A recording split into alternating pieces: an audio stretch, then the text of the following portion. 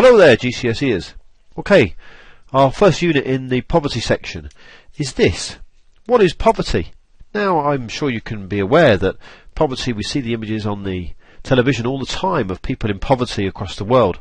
But the key thing is, can we actually be in poverty in the UK? Is the UK just as bad as the world for the way it treats people who are in poverty? Now, we're going to be looking at that over this section, the difference between the poverty in the UK and poverty of people in the world. And, you know, the way that we actually refer to it is really important. But this is what poverty actually is. The state or condition of having little or no money, goods or support. I got that straight off the internet. And that seems like quite a good definition of poverty to me.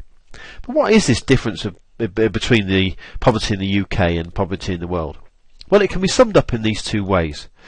Poverty is either absolute or it's relative. Now, most of the poverty in the UK is what's called relative poverty. And that means that people are poor compared to people around them. So, take me and a professional Premier League footballer. Whilst I'm not poor compared to people in the third world and people living on absolutely nothing, I am poor compared to a professional footballer, a Premier League footballer, as you can see here. However, if I was in absolute poverty, that would mean I have nearly nothing, more or less nothing. And of course, this is mostly in the third world, which we're going to be looking at in this section. But it's also true of people in the UK. Here you can see a homeless shelter in Worcester that we're going to be looking at in much more detail. And they deal with people who are in absolute poverty.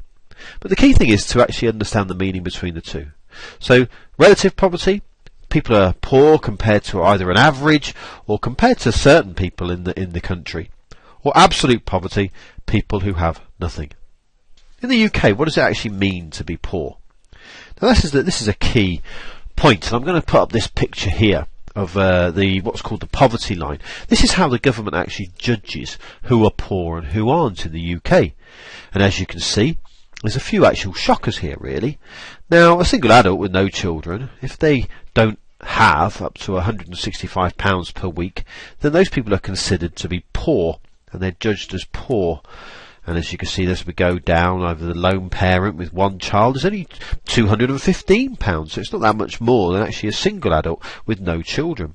But as we go up, you know, the couple who has 3 children, if they have below £396 per week, then they are considered to be in poverty. And you might think, well, that seems like a lot of money, and it does to your average teenager in Droitwich, you know, who'd like £396 a week. But actually, to keep a family going on just £396 a week is extraordinarily difficult, especially if you're at this time of year when it's cold. This is in January, it's cold, and you have to pay the heating bills, you have to pay for the things that you actually have. Or even at other times, you know, especially if that family needs a car and a car to run and stuff like that. So it's actually very, very difficult to run a family on such a little amount of money. So the key thing is, why are people poor? Why are people poor? Well, you can answer that really in 4 different ways. People are poor, number one, mostly or often because of unemployment. They are between jobs or unable to be employed for whatever reason.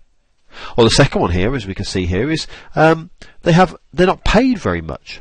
Now, the minimum wage in the UK is on the screen, as you can see there, that amount of money per hour. That's a very difficult amount of money to live on, especially if you're only working for a few hours. And you know, it doesn't matter on how many hours you work, that's just the minimum hourly rate. The third one is wasteful spending. Now, it's actually, you know, very difficult to spend your money on stuff that you really don't want to, you know, to spend your money on things that you actually really want, and to concentrate on the things that are important, because other things get in the way. People might be addicted to certain types of food, or, you know, alcohol or nicotine, or all those kind of different things that actually can affect what they actually spend their money on. So many people are poor in the UK because of wasteful spending, wasting their money on particular things, gambling, which leads us to the fourth one, really, because often people get into debt. If they owe money to particular people, it's very difficult to get out of. And often what will happen is the debt will spiral and spiral and spiral, and they'll use one type of money to pay off another person, and then they'll use that, you know, borrow off someone else to pay off someone else. It just spirals and spirals, and they never get out of it. And here you can see an advert for a payday loan company, one that's quite famous. Now, payday loan companies have changed a bit over the years. They used to charge massive amounts of interest. And as you can see here, the interest has come down slightly on them, but it's still a lot of money to have to pay off, especially if you haven't got any money anyway and you're having to borrow money to pay other money off. It's a real spiral, and people just end up getting into massive amounts of debt.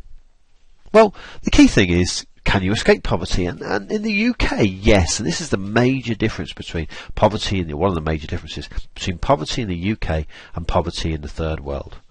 You can go to your Citizens Advice Bureau. They'll give you advice, and they can even actually cut down the amount that loans can actually charge for you to actually pay them back. You can go, again, in education, what you're doing actually now, sitting here, listening to me on this, you're getting an education, so you can actually get better qualifications. And once you have qualifications, people can't take them back, they can't take them off you, and that makes you far more employable. Or you go for counselling for maybe a debt problem that you have, or a gambling problem that people have, and people can actually get out of it there. And finally, government help with things like unemployment benefit and with things like housing benefit and things like that. You can actually get out of debt quite easily as long as you're willing to work with people and actually be able to do that. So the key thing really is that relative poverty, in the UK especially, means that you do have the opportunity to get out of debt, to actually get out of any kind of poverty that you are in, especially with education and training. In your kind of position in the school that you're in, you could do whatever you wanted to. You have that opportunity. Whereas we can see here in the third world, people don't have that opportunity. They don't actually have that. And when we start to look at people in the third world, we're going to begin to ask this question. And this is the question I really want you to focus on.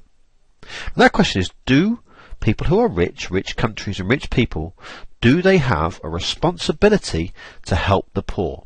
Is it people who are living in a wealthy area and wealthy countries, is it their responsibility to help people who have nothing? Well, at the end of the day, ladies and gentlemen, what do you think?